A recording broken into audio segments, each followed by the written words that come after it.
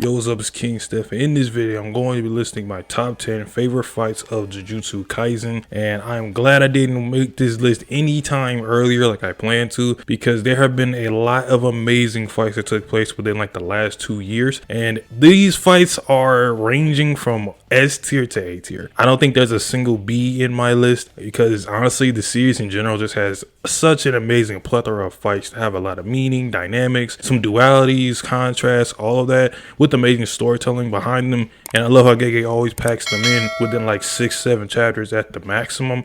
Rarely do we ever exceed that. But let's go ahead and start off my list by getting into the honorable mentions first. I have two main honorable mentions: Megumi versus Reggie. I think this is one of the most tactical, strategic fights in the series. And honestly, if this series wasn't so jam-packed with top-tier fights, it would have been in here. But sadly, it's not. And the other one is Gojo versus the Disaster Curses in Shibuya. This is one of the best in terms of just how crazy Gojo gets. And then he's just on a rampage going against Jogo and Hanami, who thought they had him cornered for the first time, and clearly that just did not happen. Plus, I love the subway basement looking area where all the people are standing around. And then even the aspect of Gojo trying to save the people, and the people are dying in the background, getting chopped up. I just think it was a good starting point for what was going to happen in Shibuya.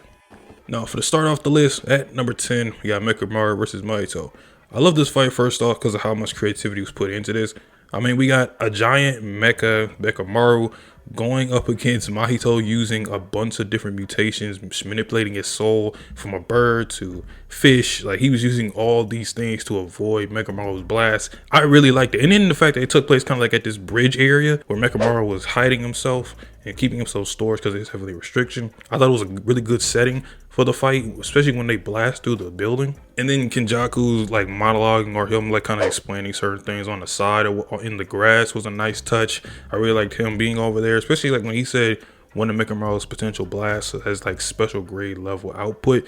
That was really cool, especially since Mekamaru kind of in this fight, you see where his potential kind of could have been if he didn't have the heavily restriction, just no body, no limbs, pretty much just being like a walking glass cannon.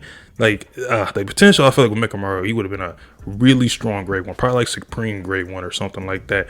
But one of my favorite parts of this is honestly the ending, because not only was it tragic, but I just love Mahito as he's in his domain. He has this horrific smile on his face of just victory. Like, he just knows, I have him countered, I'm about to get this win. And he's in this grotesque form that he just turned himself into as he's about to just end Mekamaru. Oh man, I really can't wait to see that animated. I want to see like the OST choices, but this is a fantastic fight. Number 9, Sukuna versus Maharaga. This is just raw energy personified. First of all, Maharaga's insane in adaptability, technique, the positive energy blade, everything that was Maharaga in Shibuya just was like epic and unexpected. No one knew Megumi was gonna have something of this caliber. Like, this is why he's going to be a special grade sorcerer in the future. Then to top it all off, he's going up against a new 15-finger Sukuna. Like, man, like these two just had carnage all around Shibuya. Maharaga was kind of the first one to really do significant damage, even though it wasn't a ton. He did, rough up Sukuna a little bit, sent him through some buildings. That was the most we've ever seen Sukuna on the brink, other than like the early start of JJK with Gojo versus Sukuna. But that was like a 1 or 2 finger Sukuna, so that's like the weakest he'll ever be. So I don't really want to count that full on. Then like Sukuna's crazy domain expansion, his best one in the series, destroying civilians, just terrorizing the entire city of Shibuya, plus the aftermath of Yuji looking at that, insane. Then to cap it off, Sukuna's badass fire arrow to finish Maharaga just point blank in the face. Also, I love how Sukuna just grabs his wheel of regeneration and just grabs it and just tosses it outside the barrier. Plus, this fight is just a win-win all around, because Shigemo got bodied too at the end of the day because of his domain. So hey, this fight is wins all around for Maharaga, Megumi, Sukuna, everyone, all dubs. For 8, we got Maki versus the Zen clan and Naoya. Now I know this is kind of like two different fights, but like, let's be honest, this is kind of all put together because it happens within like 2 chapters of one another. So that's what I'm gonna do because I love everything about this 6 chapter just arc of Maki. And this is, for me, some of Gege's best drawn motion and choreography. First off, the Kill Bill Maki, like, just reference and kind of shout out to Kill Bill, I loved. And her wiping out the Kikudu unit for like 4 panels straight looked unreal. It's almost like Gege wrote this and the Naoya fight as if it was just animation itself. Like he's almost giving a tutorial as to this is how I want it to look in the anime for season 3. And plus, the beheading of Junichi was savage. Like, come on now. And she did that while breaking Ranta's like eye paralysis curse technique. Like that, it doesn't get any better than that in terms of just someone getting that well-deserved power up, even though it was for a very sad reason that she got it. And the fight with Naoya, you got the 24 frames per second spreads with the cues looking like I said, a tutorial for an anime. The Shiranui style, the sumo thing, that was a hard spread.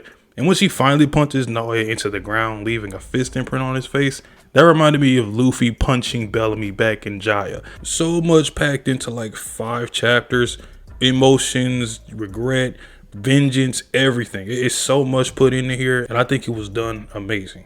At number 7, my favorite number, we got Sukuna versus Jogo. Now this fight is one of those fights on paper, let's say you just never read JJK, you just saw it, you wouldn't put much thought into this, but this fight did a lot for Jogo as a character, and even Sukuna. Memorable panels all throughout with Sukuna and Jogo bursting through the building, the one behind Panda and Ghetto's followers. I love the sequence and transition into that. I think that's so badass. And then not to mention, the moonlight's illumination makes it easier to see how pathetic you are as he's staring down at Jogo, who has like his jaw broken.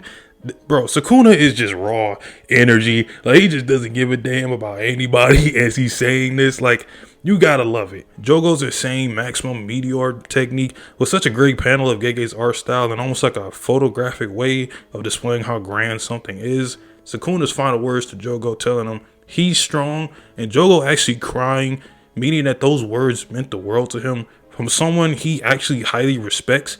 I kind of look at this fight as the epitome of a curse with a human ideology against a curse with an instinctual ideology, which is kind of ironic considering Sukuna used to be a human, because Jogo, realistically, he was a curse that had very human-like tendencies and just intentions, because he wanted the best for curses and for them to take the role of humans in this current world.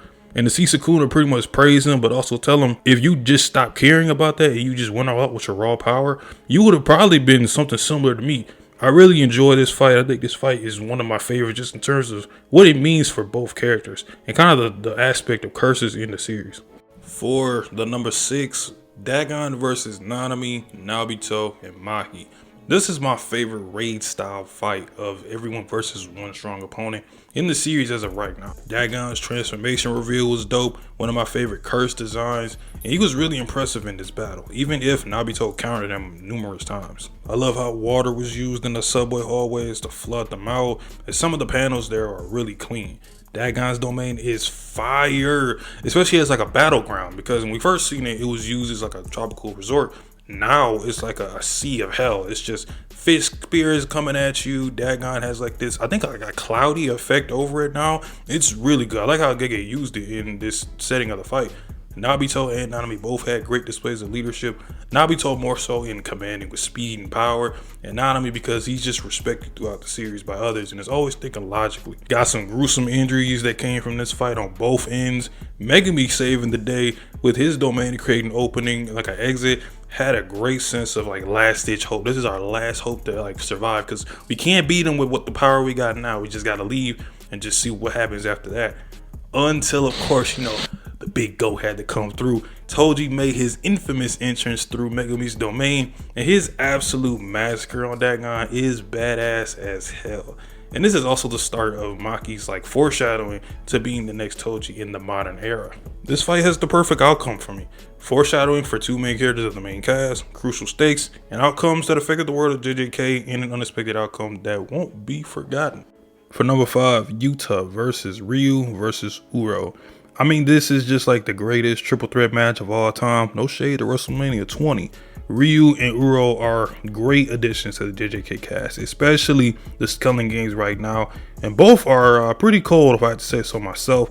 And they actually lived up to their expectations in their introductions, because Uro's sky technique was really dope in combat against Yuta, and redirecting Ryu's blast was really nice. Ryu's a savage with his granite blast, and him having the highest curse energy output because of his curse technique is still crazy to think about all the monsters that we just have in this series.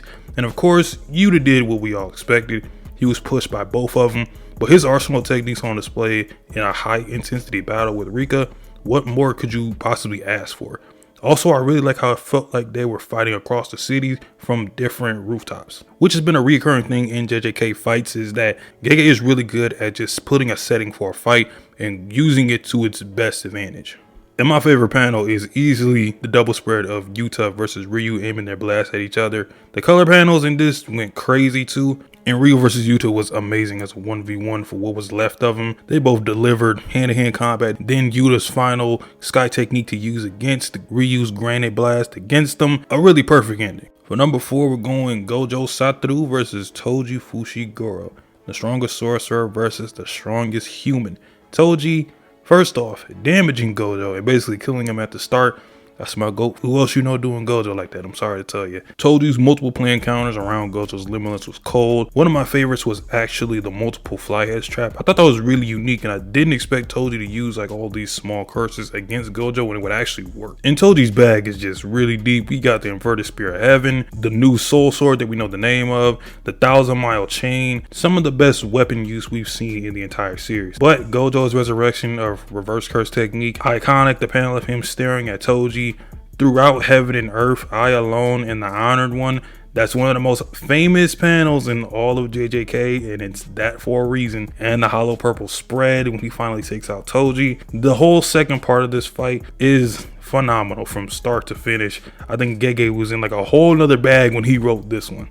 Number 3, we have what is probably the most charismatic battle in JJK, Hakari Kinji versus Kashimo Hajime.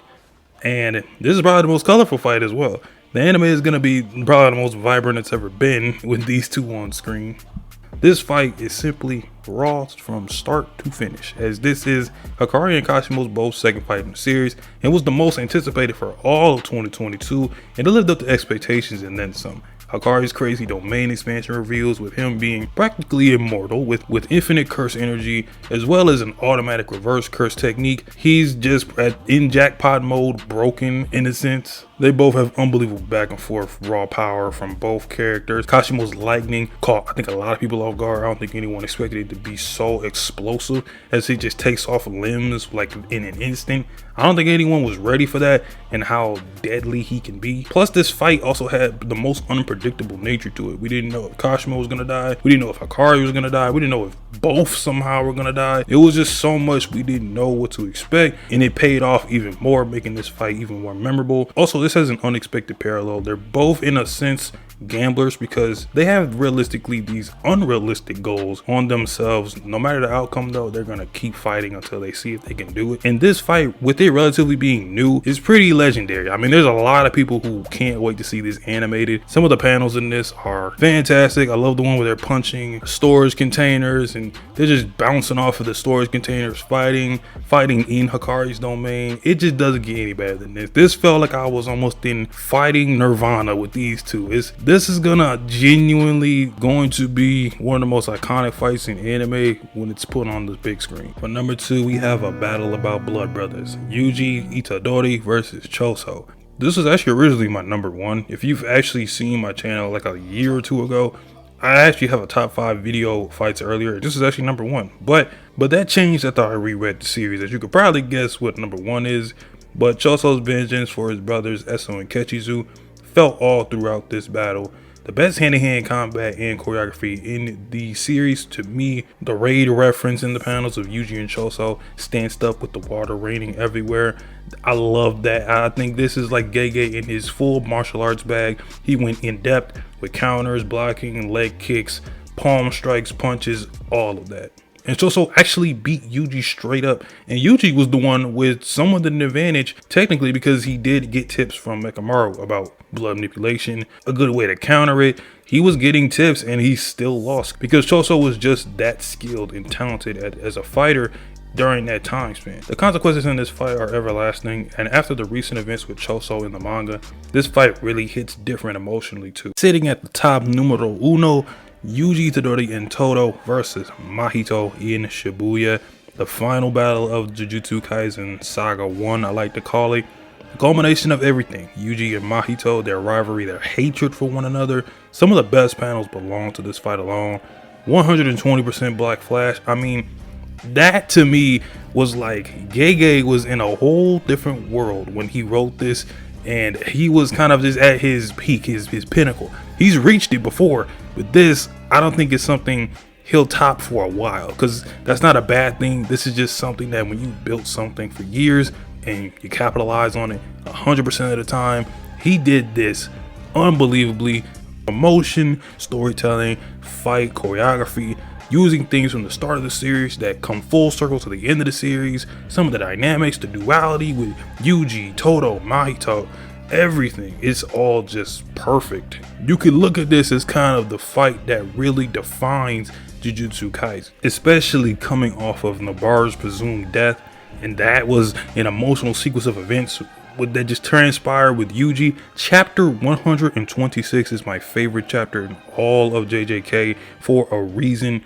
You got Todo's legendary entrance saving Itadori, Mahito talking unbelievable trash talk to Yuji as Yuji is in complete despair and hit him with his own move. Well, it's not his own move, but this is Yuji's trademark, the Black Flash. This is what we know Yuji for in his arsenal. Used it against him. I mean, like, bro, what? And then the final sequence, you got Yuji's final divergent fist coming off of Todo's. The act of applause is an acclamation of the soul. I mean, Gege is just spitting, Todo spitting. Everyone is just on 10 right now. And of course, the wolf and the rabbit. I mean, come on now. Storytelling with imagery. This is the bona fide #1 for me. Alright, that was my top 10 favorite fights of Jujutsu Kaisen. I love doing this video, and I think also I want to say, I just gotta say, I'm like a big battle manga merchant, whether it's seinen, shonen, it doesn't matter to me. I just love the art of telling a story through fighting, and Gege does that some of the best in terms of just newer manga that have come out within recent years. Especially when he's mastered his craft of having fights that have lasting outcomes. You've seen it in my #1. Todo and Yuji still feel the effects of that fight to this day, mentally and physically, especially for Yuji. And I love that he does that, and he makes every fight mean something, whether it's a big battle or a small one. So if you enjoyed this video and you like my list, leave a like and subscribe. Comment down below some of your favorite fights. Let me know whether it could be underrated, you're on top 5, you're on top 10. I don't care. I just want to see them. So I'll holler at y'all in the next one. Peace.